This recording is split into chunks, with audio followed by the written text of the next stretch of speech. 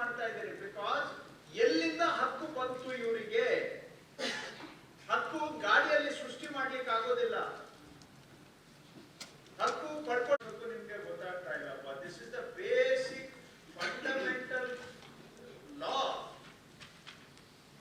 ಇಷ್ಟು ನಿಮ್ಮ ಹತ್ರ ನಾನು ಖರ್ಚು ಮಾಡಿ ಮಾಡಿ ಮಾಡಿ ಇದನ್ನ ಹೇಳಿ ಹೇಳಿ ಹೇಳಿ ಸಾಕಾಯ್ತು. ನಿಮ್ ತಲೆಗೆ ಹೋಗ್ತಾ ಇಲ್ಲ.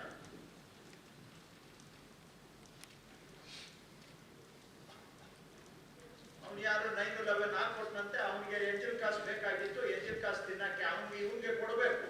ಇವ್ರಿಗೆ ದುಡ್ದಿದ್ದೆಲ್ಲ ತಗೊಂಡೋಗಿ ಅಂತ ಅವ್ರಿಗೆ ಕೊಡ್ಬೇಕು.